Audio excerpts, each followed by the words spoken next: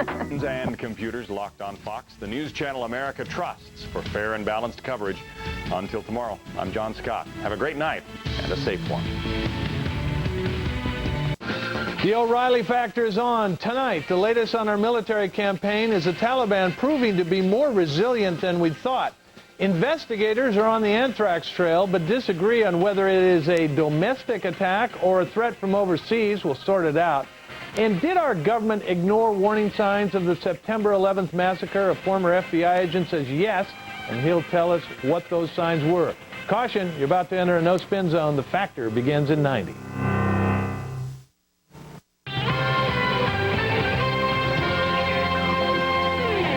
News Live, I'm Kiran Chetri. Bioterror hits the government once again. An employee at a State Department mail facility in Virginia now has inhalation anthrax, and another worker has flu-like symptoms. So far, 80 people at that Virginia facility are taking the antibiotic Cipro. Also, no regular mail is coming or going from the State Department mail system. And on Capitol Hill, part of the Hart Senate office building is sealed off after anthrax spores have been found now in 2 new areas of the building, a stairwell and a ventilation system filter. In New Jersey, another worker at the Hamilton Mail Center may have anthrax. And in New York, a second worker at NBC was diagnosed with the skin form. That bacteria has also been detected on 4 mail sorting machines at a postal processing station in Manhattan. And that salmonella former President Bill Clinton got in the mail, well, investigators say it's more a case of something rotten in a test tube. Investigators are now saying the liquid in 2 of the 15 vials mailed to Clinton's Harlem office had fermented and turned into salmonella. And Christmas is in the air in Alabama, where the lieutenant governor and some Marine reservists kicked off their annual Toys for Tots drive. Toys for Tots is a Marine Corps Reserve program that has donated toys to children in need for more than 25 years. Our next update is at the bottom of the hour.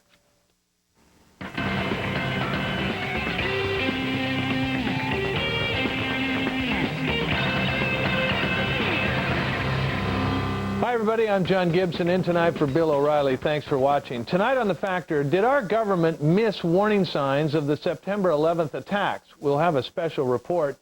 And we'll tell you about the latest in the anthrax investigation and why domestic terrorism could be to blame. But first, the top story. U.S. warplanes pounding away in their heaviest bombing raids yet on the Taliban forces north of Kabul. As you can see, they are pounding away. Joining me now from Washington are Fox News military analyst and retired Air Force Lieutenant General Thomas McInerney and former Marine Corps Special Operations Officer J. Kelly McCann. General, let me ask you about the Taliban.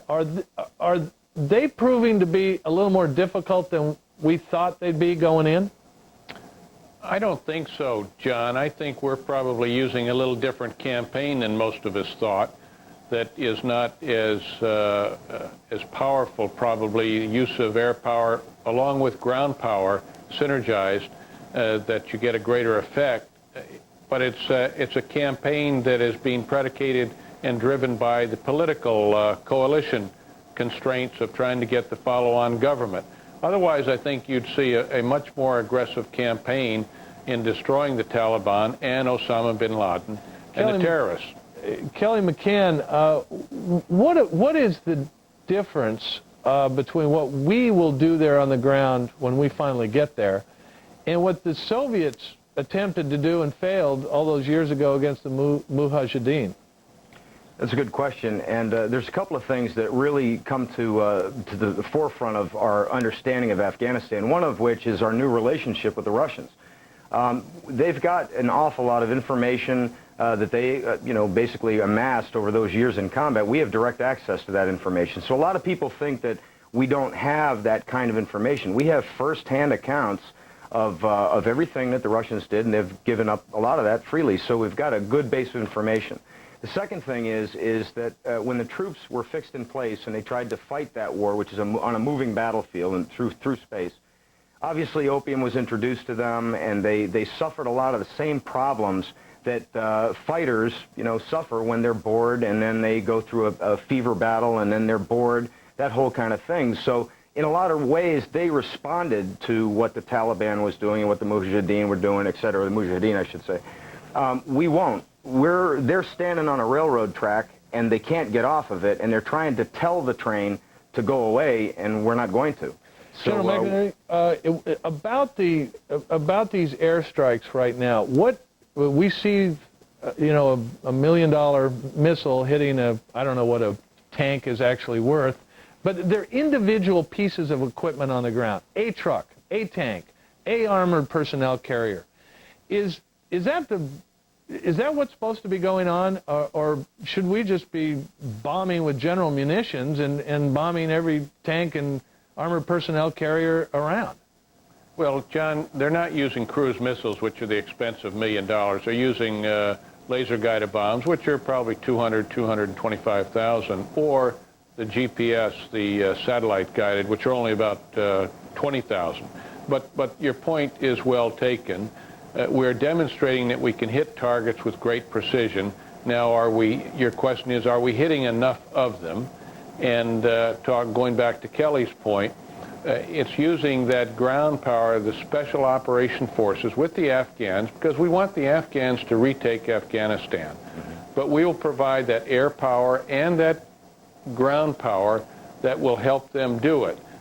Again, the problem goes back to when are they going to unleash these forces to do that? And they go back to that situation of what government will come in. So I think they're going to come to a climax here very soon, that they're going to have to make a decision. There are great risks to run this kind of campaign, John. There are great risks. You mean a restrained campaign? A restrained campaign. It's not gradualism, but it could be very well said it's gradualism.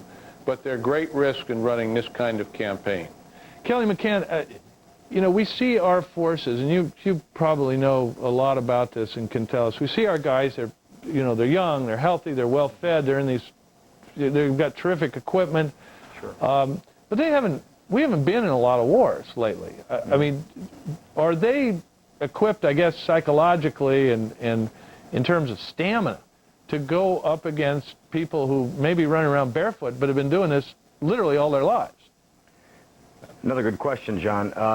Basically, if the references on that, On Killing by David Grossman, Lieutenant Colonel Grossman, and old references, SLA Marshall, Men Against Fire, and both of them postulate that most men are incapable of killing people, you know, and that 18%, or in SLA Marshall's case, 50% of people fire back and the remainder don't. Remember that SOF forces, number one, are self-vetting. In other words, you have a higher percentage because those people are volunteers, and they've demonstrated the character traits necessary to be in those kinds of units, those ultra-aggressive units.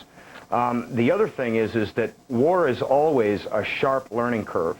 And after a period of rest or after a period of non-engagement, it only takes a little while after seeing your friends get killed. And remember that the average soldier or Marine or sailor or airman fights first and foremost for the guys to the left and right of him that he sees get wounded or killed.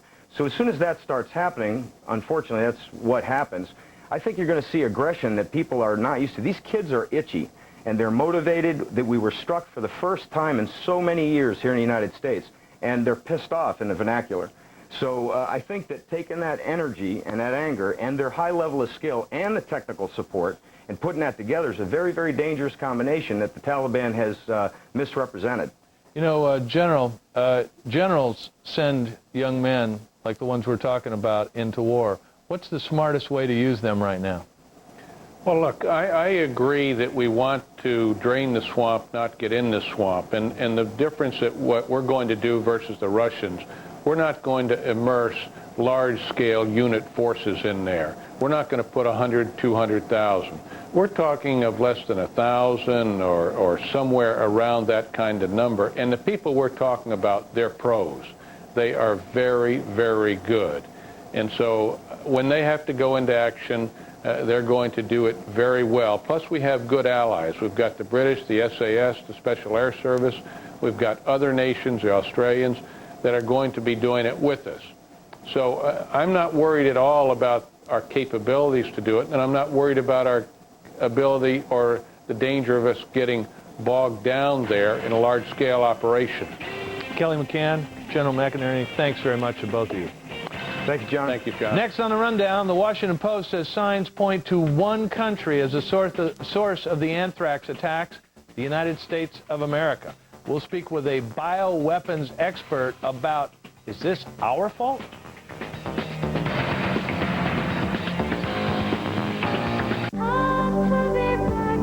The voice of an angel spreads her wings. Charlotte Church.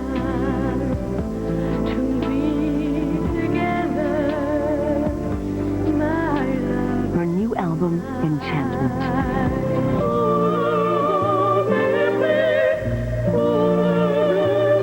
Featuring 15 of the most enchanting songs ever. From classical to Celtic, Broadway to film. Papa, can you hear me? Papa, can you help? Charlotte Church, 15 years old and already a worldwide singing sensation.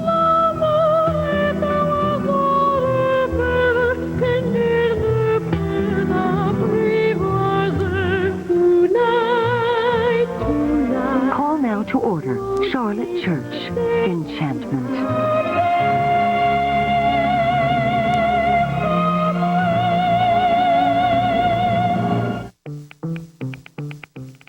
Because life does not move in a straight line, Sony creates personal computers that are as dynamic as you are. Bio R505 notebooks with Intel Pentium 3 processors are designed to accomplish your work, inspire your play, and keep you connected. Technology so flexible it adapts to your life.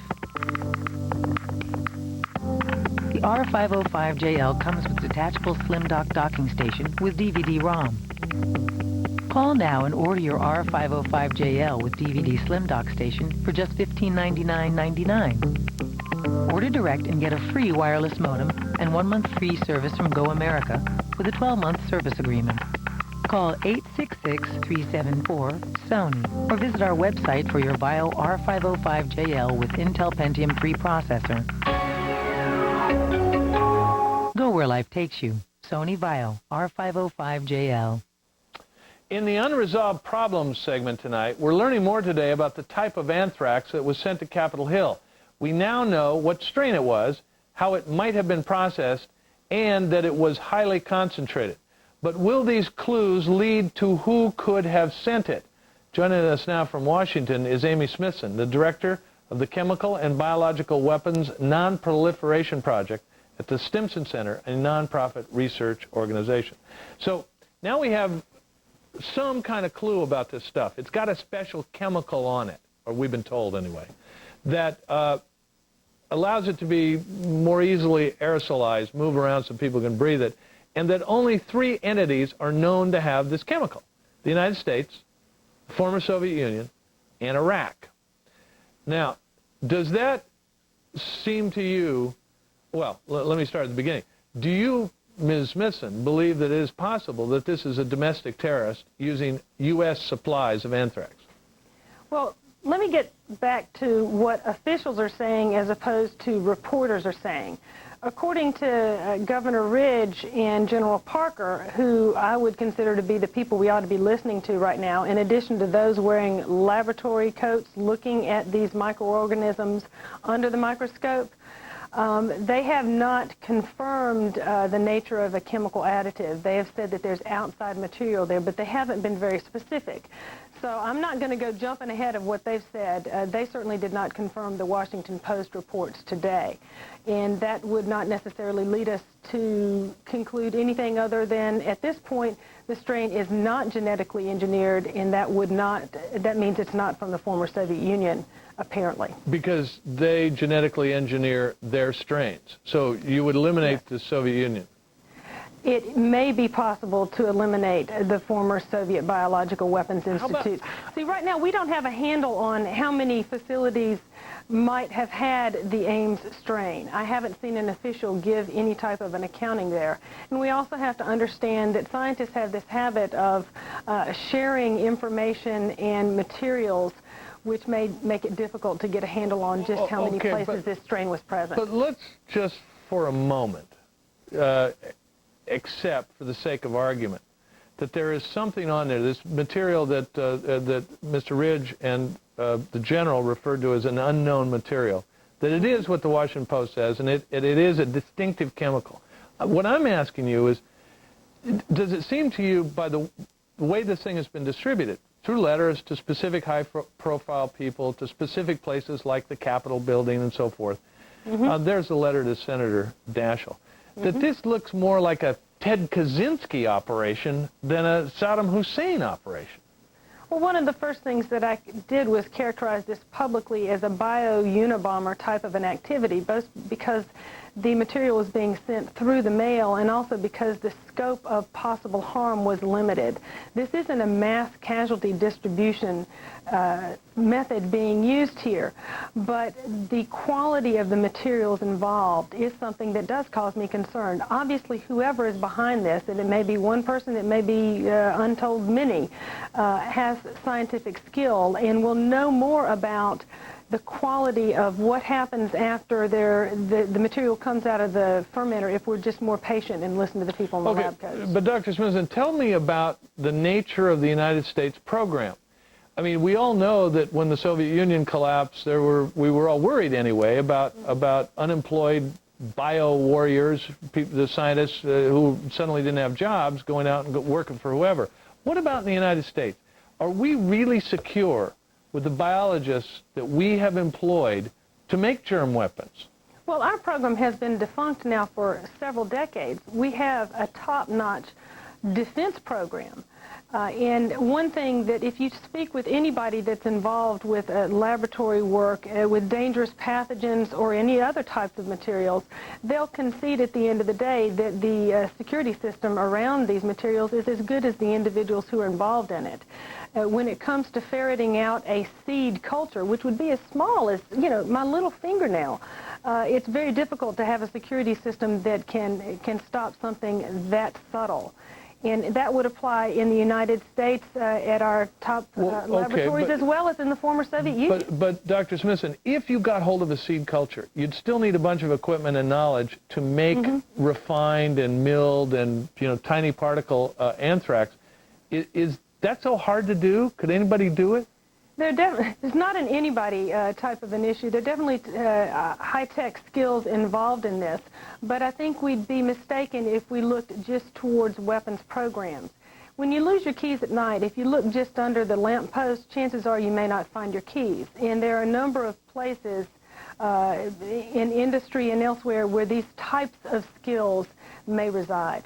Okay, but Dr. Smithson, Iraq smells, doesn't it?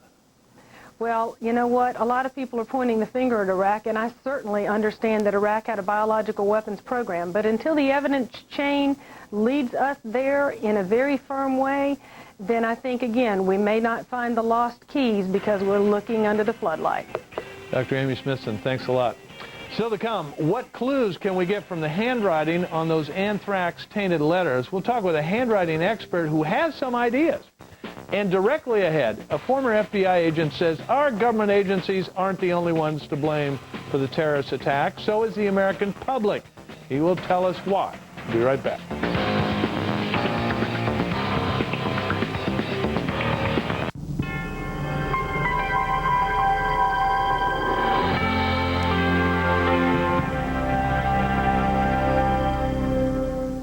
I've been your doctor for 30 years. You still hate the thermometer.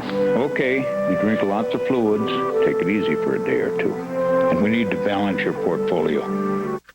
Here's a few long-term bonds I find attractive.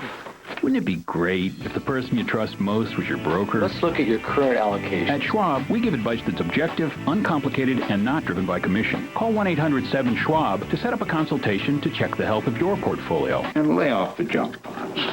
Do you want to throw away a six-figure income job to be a minimum wage babysitter? Your teacher set up a fight right in his classroom. Did you know this was going on under your nose? Do you know your son is in a gang, sir? There have been other television series about high school. He was getting your kid to fight with his fist because he was afraid one of the boys would settle things with a gun. This one is in a class by itself. Teenagers don't look ahead, Stephen. You can't be so naive to think you'll change that. The new season of the hit series Boston Public, Monday, October 29th on Fox.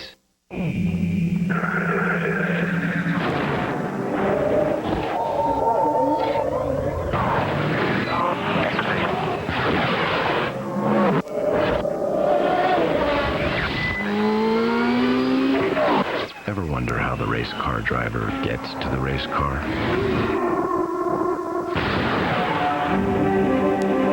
DeVille STS. The fusion of design and technology. Cadillac. These little town blues are melting away. We'll make a brand new start of it in old New York. If we can make it there, we'll make it anywhere. It's up to you, New York. Come to Broadway and let's go on with the show. In 1 minute on The Factor, highly concentrated anthrax is what it's being called. What does that mean, and how do we find out who's sending it? Plus, is America partly to blame for the terror attacks? The Factor returns in 60 seconds.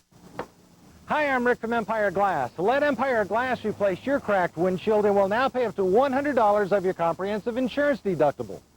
And will now give you 24 free dinners to Sherry's, the Northwest's #1 family restaurant and bakery, with any windshield replacement. So for the highest in quality windshields, including up to $100 off your comprehensive deductible and 24 free dinners to Sherry's, call Empire Glass today at 251-9881. When you think glass, think Empire. Do you have jewelry you don't wear because you don't have time to have it fixed or know who to trust to do the work? We're here to help. We're Fast Fix Jewelry Repair, America's jewelry repair professionals in Clackamas Town Center. Custom repair and engraving in less than an hour. Jewelers on duty every day. Watch us work or shop while you wait. Brides and grooms get your ring sized and shop from our large selection of wedding gift engravables. We even have sterling silver ID and baby bracelets. We're America's jewelry repair professionals. Fast Fix Jewelry Repair.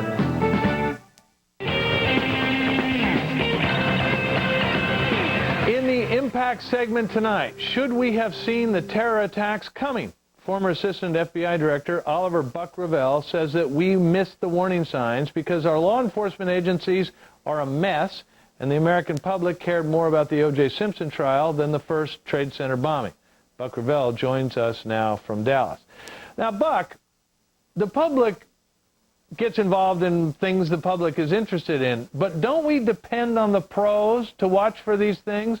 And wasn't it the pros' fault that we didn't see it coming?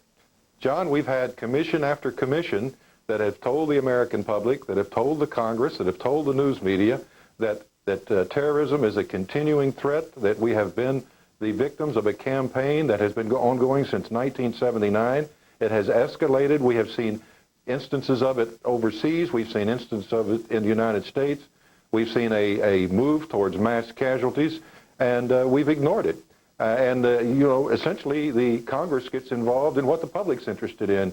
The analogy you made, or that I made, that you cited, during the trial of the first World Trade Center bombers, was one of the most important trials in the history of the United States, with clear evidence of a rather massive conspiracy to attack the United States on an ongoing basis, and you couldn't get a word in edgewise about that trial because the entire public was fixated on the O.J. Simpson case.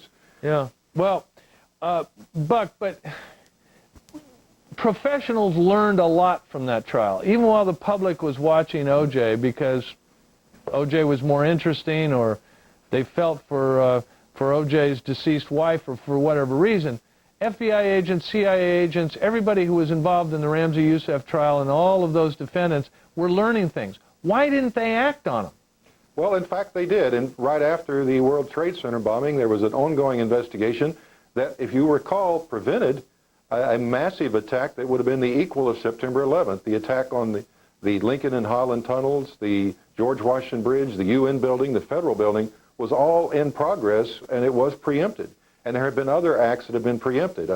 Go back to the Y2K attempt of the incursion from Canada and the planned bombing by them of the LAX. There's been many others that have been preempted overseas. Well, Buck, a Clinton administration official came on with me a while ago and said, when I asked, why didn't you go after Osama bin Laden? He said, well, we didn't have the political consensus to take casualties and really go after him in such a way. And I said, do you mean to tell me it took 5,000 deaths to form a political consensus? And he said, yes. Is that what you're telling me? I'm telling you that the American public has not had a sense of urgency, and therefore it hasn't been conveyed first through the media and then to Congress. We've had commission after commission, including very high-level commissions, that have given clear warnings. We haven't put the resources in human intelligence overseas. We haven't beefed up our borders. We haven't done anything about the mass movement of illegals in and out of the United States. And we haven't empowered our domestic law enforcement agencies, particularly the Bureau, with the ability to act before there's a crime. Right, but why does this something like, and I don't mean to pick on the State Department, but just to pick an example, the State Department still allows into this country people on student visas from the terror nation. Now, they don't need the media to tell them that sounds like a dumb idea, do they? They don't need the public to get all worked up about that. Why would you allow anybody from countries that sponsor terrorism to come here on visas? Well, that's a very good question. In my view, that should be suspended when we are in a state of, when we suspend diplomatic relations and call a nation a terrorist nation, we certainly shouldn't be allowing their citizens into the United States. But remember this, that a number of these hijackers were from countries with which we have good relations. Saudi Arabia, they were from Egypt, and we've had some others from Morocco. So it's not necessarily the country of origin that makes these people highly at risk. Before I run out of time, what can we do to sniff out the backgrounds of these people from friendly nations who would do us harm, like Mohammed Atta? Well, I think we need to have more in-depth information before we grant a visa to people who are coming here for certain kinds of training. All right, Buck Revell, thanks very much. You're welcome. Plenty more ahead as the Factor moves along this evening. A lawyer says if Osama bin Laden is captured, he might defend him. What? Bill O'Reilly will hold his feet to the fire in just a couple minutes.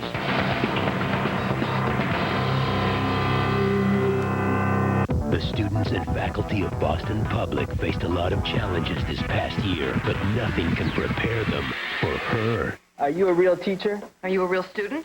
Jerry Ryan joins Boston Public Monday on Fox. Son, I think it's time we had that little talk. Okay, Dad. Well, I know it's kind of awkward, but you're old enough now, and it's time you learned about supply chain management. See, it's all about businesses sourcing materials and delivering products to market more efficiently. You follow? Okay, so not everyone understands supply chain management, but we do. CNF. We straighten out supply chains for leading companies worldwide. CNF, where supply meets demand. I'd like to take a look at my investments. Can Fidelity help me with some planning? Go through what I'm invested in, goals and so forth? Of course. You know, now might be a good time to look at your entire portfolio. Yeah? You can help? Well, certainly. With Fidelity Portfolio Review, we can help you draw a complete picture. Really? Sure. Fidelity and non-Fidelity accounts, IRAs, 401ks, stocks, mutual funds, even the effects of taxes. How do we start? We'll meet in person or over the phone. That's great. Let's get rolling. For a free review of your portfolio, call 1-800-FIDELITY.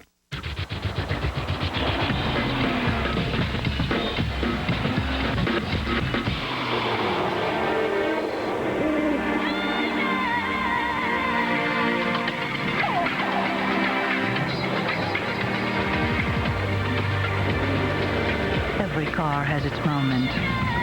This one has thousands per second.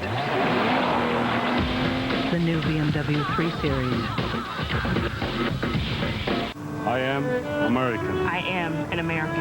I'm an American. I am American. I am America. I'm an American. I am American. I am an American.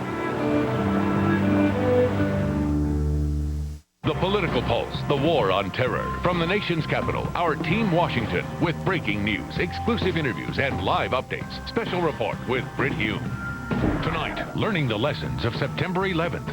Ridge and Ashcroft meet with our country's mayors. Don't miss Special Report with Britt Hume. Tonight at 1, Freedom Don't Come Cheap. Robert Reich on how wartime economics affect you. Then at 2, former Governor Pete Wilson on improving the intelligence community. In the Factor flashback segment tonight, defending Osama bin Laden, attorney Stanley Cohen represented a leader of the Hamas terrorist group, and now Mr. Cohen says he might be willing to represent bin Laden if he is captured. Bill spoke with him recently. The Jewish Defense Organization basically calls you a self-hating Jew because you defend people who are sworn to destroy Israel. How do you answer that? Who better than a Jew to defend people that are oppressed? Who better than a Jew to understand and to represent persons who are vilified and have fundamental rights of due process? I'm not the ACLU, it's an easy way for me to say everyone's entitled to a defense. I pick very carefully the political cases I wish to choose.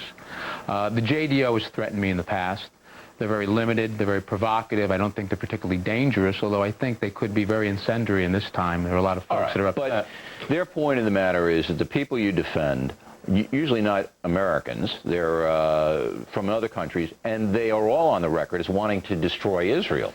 So, and Hamas, they have done some or at least claim credit for some very horrendous things. I've represented priests. I've represented representatives of the Mossad. I've represented... Well, let's stay with here. Okay. Let's stay with Hamas, all right? I mean, Hamas takes credit for killing little children and women, and you're defending a guy who's working with them, and I'm not figuring out why. I represented the Jerry Adams of Hamas, the head of the political the mouthpiece. The head of the political wing of Hamas. Right, who raised money for Hamas and made it possible for them to buy the bombs to blow up the kids. Hamas doesn't buy bombs to blow up kids. The FBI and the CIA know those are bombs from minefields. The total amount of money which is used... But they still do it. Well, no. I think you're being somewhat... Not you, but others are being somewhat... You can say with it. I believe Hamas kills children and women. I'm not debating that. But why would you want to represent anybody who does that? Because I represented the head of the political wing of Hamas. Why? Who's no different than Jerry Adams. Why? Why do you want... You said you picked your cases very carefully. Right. Why do you want to do that? Well, why was he cleared?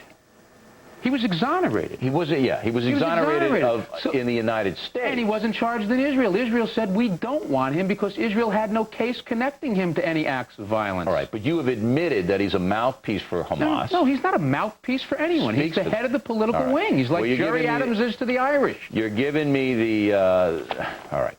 I still don't know philosophically, and that's what I want to get to here. If Osama bin Laden is brought to the United States, which I don't believe he will be, I think he'll be killed, we know that he's on record as saying on camera, in front of people, look, I want to kill Jews, I want to kill Americans, I want to kill these people. We know he's trained people to do that by their own testimony, and you want to or might defend him. Now, I'm not getting why. If I were you, I wouldn't defend him. I might not. I wouldn't defend him because of what he's alleged to have done, and I wouldn't avoid defending him because of what he's alleged to have done. I've represented a lot of folks that get accused of a lot of things, and when the smoke clears, it turns out they weren't guilty of anything, or they were guilty of something very different from what it is the public is told they're guilty of. Tremendously naive to think that your client from Hamas and Osama bin Laden is not guilty of providing a context in which people die. You know, John Gotti got off. You know, Cutler got him off, what, 2-3 times? I mean, what does that say? All it says is that you guys are shrewd and clever and can manipulate the system to get people off. But philosophically, you're representing killers here. That's what I don't get. I never got Cutler, and what it says is you are very naive to accept blindly allegations from the U.S. government in the case of Musa Abu Marzouk, Israel, which are unsubstantiated, unsupported, and you don't believe these but guys make it have very anything sexy to do for with you to do on this? TV. No. You know nothing about Marzouk. What do you know about other than I know about Hamas, and I know about bin Laden. Marzouk, I will grant you, I haven't studied his case. Okay. But I'm telling you, if they're hooked into Hamas or bin Laden... If who's hooked into Hamas? If your clients are, and they have been in the past. So I'm saying to you, you still haven't explained. I'll give you the last word to try to do that. Philosophically, I don't know where you're coming from. I don't know why you care about these people. Where I'm coming from is people under our system of justice are entitled to the presumption of innocence. Unlike you, who apparently doesn't presume anyone innocent before they're arrested, prosecuted, and brought to trial. I've seen bin Laden on television, and I've seen what Hamas does. And both of them disgust me, and I would never have anything to do with them. But we respect your opinion, Counselor. Thanks for coming in. Thank you. All right.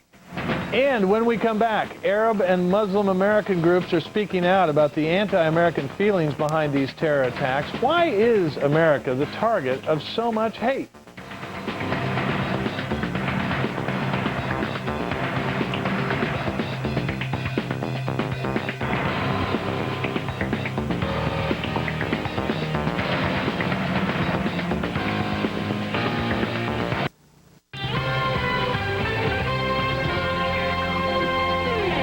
News Live, I'm Kiran Chetri. There's been no let-up in the U.S.-led assault in Afghanistan. Opposition forces are now saying the Taliban seems to be weakening. Steve Harrigan is in Bagram, Afghanistan now with more for us. We've seen 3 rounds of air attacks so far on Taliban frontline positions north of Kabul, the final one ending just a short time ago. Throughout the day, we saw rockets fired at Taliban frontline positions. Apparently, some tank positions hit. We've also seen a limited flow of artillery fire from the Taliban positions. It's really declined a great deal over the past 48 hours. We've seen a lot of spotter planes flying without dropping any ordnance or firing any missiles, whether they are looking for more targets or finding fewer targets to hit. It's not clear. But we've seen a drop-off in Taliban artillery and at the same time an increase in firing here from the opposition, from the front lines of the Northern Alliance. They are firing away with 6 different tanks each night, as well as their artillery positions. One commander here says he expects to be in Kabul within 2 weeks. In Bagram, Afghanistan, Steve Harrigan, Fox News. Here at home, some Oklahoma elementary school students were showing their patriotic spirit. They wore red, white, and blue clothes and then arranged themselves into this huge human flag that you just saw. Our next update is coming up at the top of the hour here on Fox. The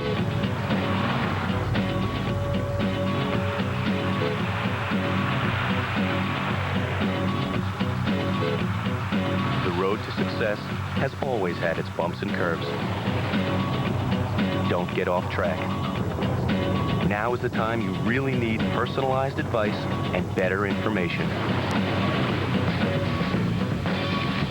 Morgan Stanley. Move your money. Get well connected.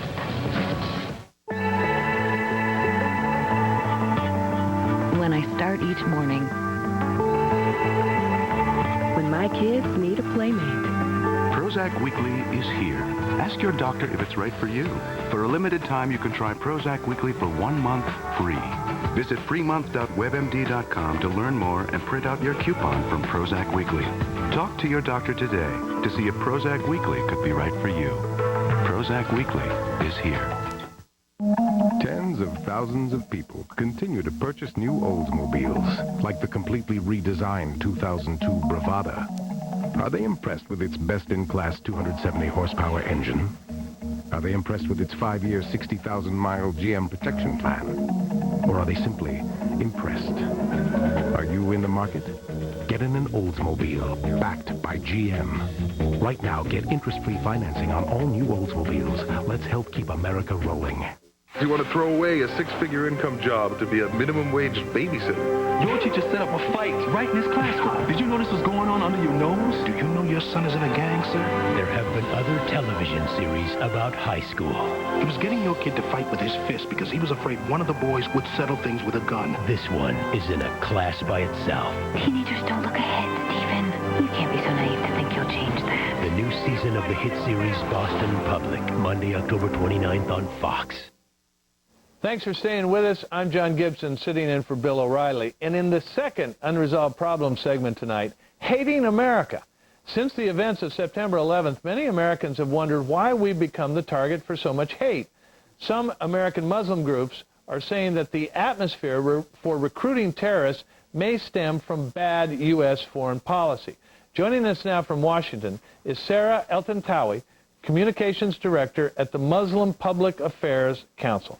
Now, Sarah, this is, let's cut to the chase. Okay. We have defended Bosnia. We have defended Kosovo. Those are Muslim populations. We went to war to throw the Iraqis out of Kuwait, which was essentially to defend Saudi Arabia. I do not understand how Muslims could have a beef with U.S. foreign policy. Well, John, those policies that you just mentioned are, of course, very much highly supported by Muslims, and as an American, I supported those policies. What we're talking about is a question of perception. And if our goal here is to defeat terrorism, which we support, and we come out in support of the President's campaign against terrorism, we at the Muslim Public Affairs Council have started to think in the long term. And it's impossible to think of a long-term strategy for defeating terrorism that does not take into consideration the sentiments and the grievances of the Muslim world. Now, one of the major things... You're talking about Palestine. Well, that is You're talking about the Palestinian issue. All right, let's put it on the table. Let's put it on the perception. I'm talking about the perception. But wait a minute. I know you're going to talk about a double standard, but I've got to put this on the table. If Bill Clinton did nothing else, and I yelled at him for 8 long years, if he did nothing else, he put a marker down as to what the Palestinians were offered. They were offered East Jerusalem. They were offered a state. They were offered their own airport. They were offered borders, and they were offered all of the occupied territories. Okay, and they would not take it. Let me They explain. preferred war. Okay, that's an oversimplification in the extreme of what went on at the Camp David Accords. What you had was in the occupied territories, you had 90%, sure, but you had 90% of 40% of the West Bank. The West Bank was divided up into 4 cantons with Israeli settlements throughout and Israeli bypass roads, Jewish-only roads that lead to Jewish-only supermarkets and gas stations. The Palestinians did not have control over their airspace, Sarah, you were giving over their water. Look, you may explain to me why you didn't want the deal or why the Palestinians didn't want the deal.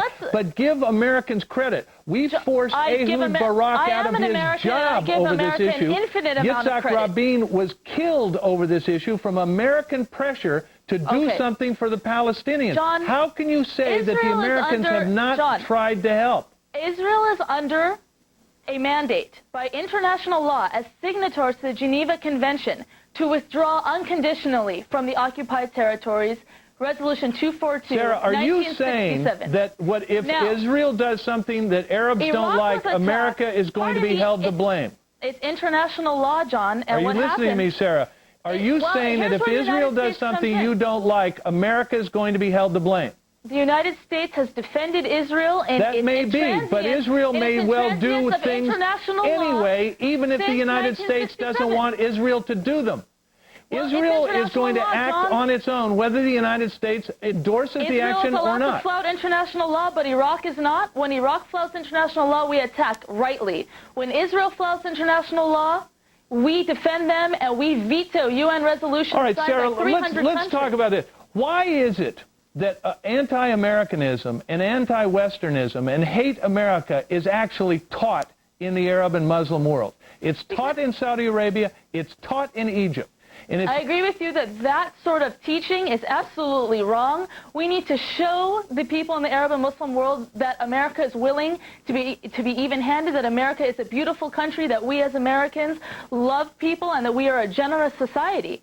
And I disagree entirely with madrasa schools and the teaching of extremism in these schools, and that's something. So why aren't you speaking out against that? Why are you raising heck about American foreign policy when those madrasas are the ones that are teaching the Muhammad Attas to come here and blow up buildings? I am from a non-superficial, multi-pronged approach to terrorism, and one of the parts of that approach is certainly self-criticism, and I am on record, and the Muslim Public Affairs Council is on record for years of criticizing the Taliban, for criticizing extremism, for criticizing terrorism. Does your Muslim American Council criticize the people in this country, the Muslims and the Arabs in this country who cheered the attacks?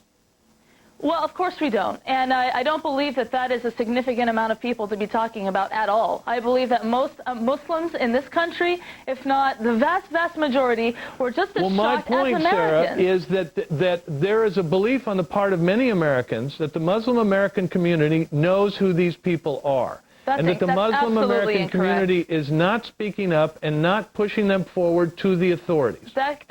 We have absolutely approached the authorities from day one to work with any and all authorities to the full extent that we can. We are American. We want this Scrooge to be over just as much as anybody else, and that's the sincere truth. What I'm trying to say is that we have a longer-term vision in mind because of our unique perspective on the region and because of our understanding of the religion.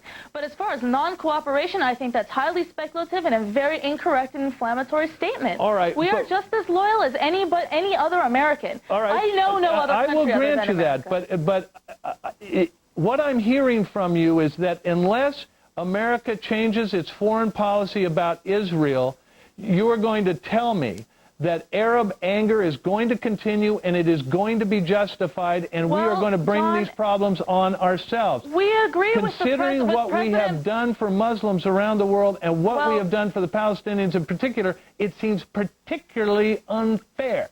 Well, I'm sorry, but from the perspective of the Palestinians who are under siege, who are under a curfew where they can't leave their homes for 2 weeks at a time and can only leave to maybe get some bread and a few pieces of grain, who are living among Jewish settlers, who are living in a Jewish state that is not democratic and that it gives more rights to Jews than non-Jews, that enslaves 3 million people in Palestinian territories, that flouts international law and does so with American weapons. And let's keep in mind that Al Jazeera Network, which is pretty much the only democratic thing happening in the Middle East, devotes half of its content Al every Jazeera night. Network said that 4,000 Jews were not at the World Trade Center on the day of the attack and that it was a Al Jewish Jazeera conspiracy. Network, no, That is democratic. That is Al fair. Jazeera Network is a democratic station which represents different viewpoints and all sides of the story. That's what a democracy is. Tawi, I think you have to come a little closer to the center to get people to start believing you, but thanks for your opinion.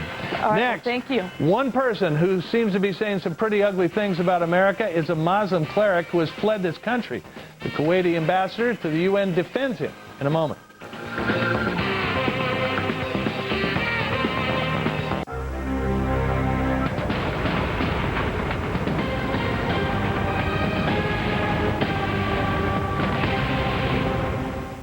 Do you need to know how to operate a computer? Hi, I'm John Scherer, CEO and founder of Video Professor. You know, our product is quick, it's easy to learn with, and you can try it for free. You know, over the years, millions of people have learned how to run their computer using our product. We get happy letters and emails every day thanking us. But the most rewarding thing for me is having people stop me on the street and tell me just how easy it was for them to learn to run their computer using our product. You know, if you just want to learn how to run a computer once and for all, save yourself a lot of time and energy, try my product. Well, let me show you how easy this is. Put your CD in the CD tray. The lesson plays right on your computer. It works just like a VCR. Just follow the step-by-step instruction. You know, I'm so confident my product will work for you, I'm going to send it to you absolutely free. The reason I'm going to do this is because I know that once you try my product, you'll come back to us for all your computer learning needs. So try my product. Call 1-800-307-1226. 2 minutes from now, a well-known Muslim leader flees the country and makes some wild accusations about America and Jews, and we'll take you back on the anthrax trail. What does the handwriting of those poisoned letters tell us? 2 minutes from now. At the Porterhouse Restaurant, good food and good fun come together. Many restaurants have good food, but the Porterhouse Restaurant combines it with a fun, friendly atmosphere. So come in and enjoy a night out. From karaoke to the newest ITS golf game, you'll never get bored at the Porterhouse. When your meal is ready, you can enjoy outside dining next to the waterfall or relax and watch the game in our sports bar. Good food and good fun at the Porterhouse Restaurant on McLaughlin, south of the Bomber, across from the Oak Grove Fred Meyer. Bam! Bam! All the flavors starting to come out of it. Oh, yeah. You should taste this. It's all happening right here. Tune in to Food Network's Emerald Live on AT&T Broadband.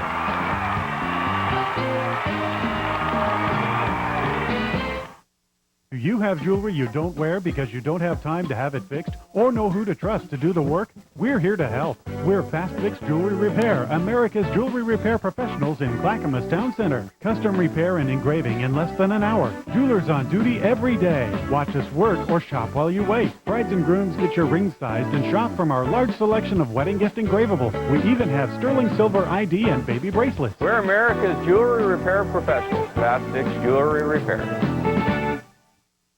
I play sports action because it adds a little fun to watching football. No! Excited? I wouldn't say I get excited. Yes! I guess there's a certain pride when you pick a winner. Who's back? I'm back. Sometimes you lose. Nuts. Sometimes you win. Whoa, incredible comeback! Hey, it's only a game. Get in the game with Sports Action, Oregon's pro football game you play for cash. Lottery games are based on chance, but should be played for entertainment only, not investment purposes. In the Factor Original segment tonight, the head of a large New York City mosque, well known for his moderate views, suddenly moved back to Egypt after the terrorist attacks. Now it turns out that Mohammed Gamia was quoted in an Arab newspaper viciously criticizing America and blaming Jews for the World Trade Center attack. Bill recently spoke to Mohammed Abul Hassan, the Kuwaiti ambassador to the United Nations, who is friendly with Mr. Gamia. You don't think that these quotes are accurate, right?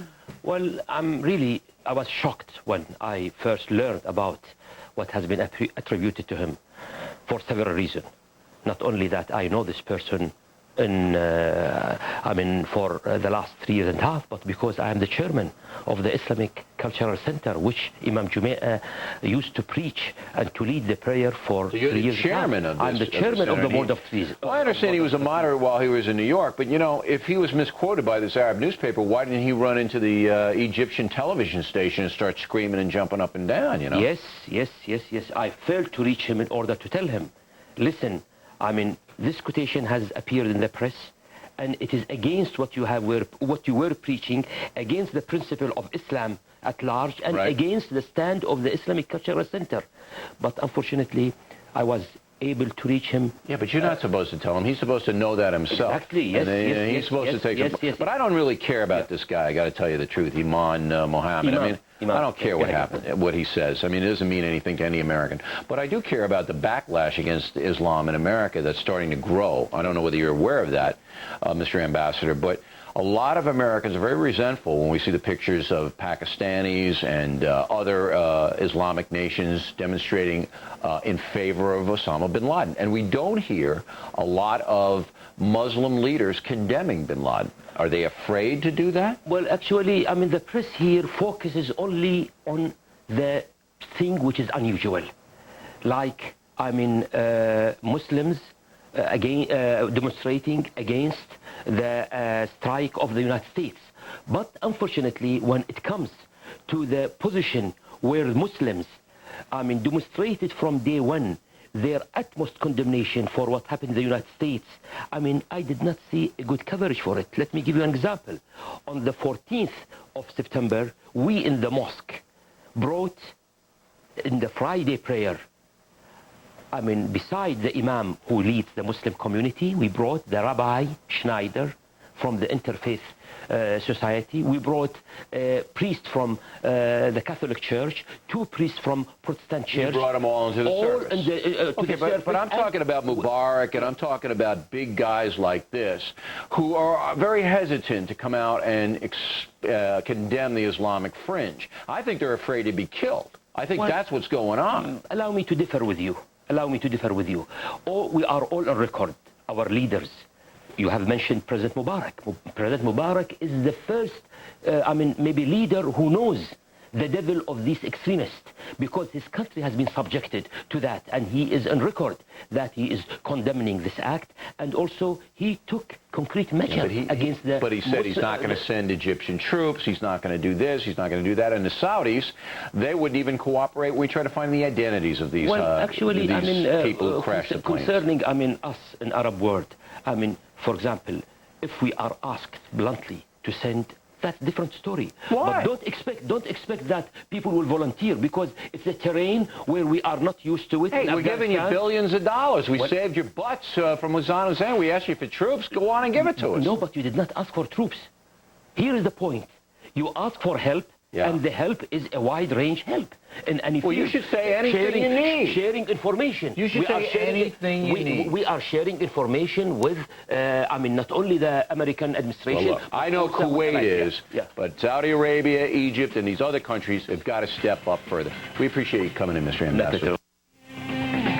Coming up next, investigators on the anthrax trail are studying those tainted letters. What does the handwriting tell us? Believe it or not, it does tell us something. We'll be right back. The students and faculty of Boston Public faced a lot of challenges this past year, but nothing can prepare them for her. Are you a real teacher? Are you a real student? Jerry Ryan joins Boston Public Monday on Fox. In and out. Good. Keep the victim calm. And 1, and 2, and 3. And okay, there you go. That's over 100 channels, sports, news, digital music. Installation's free, and it's only $31.99 a month.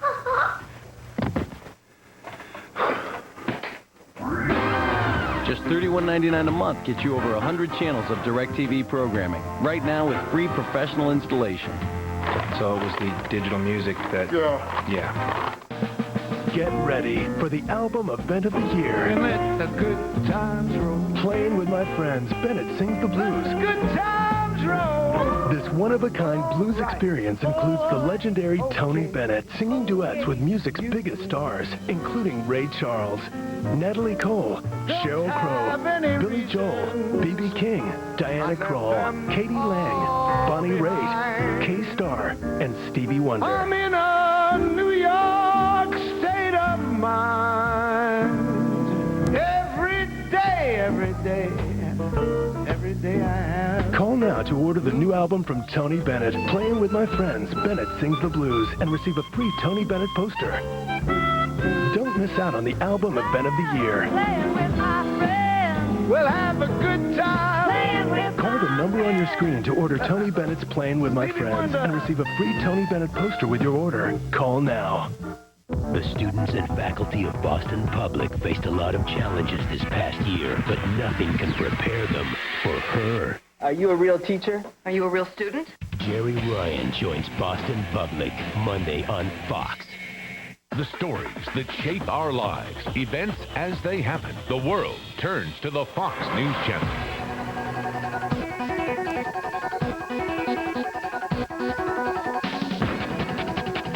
The information you need, the coverage you expect.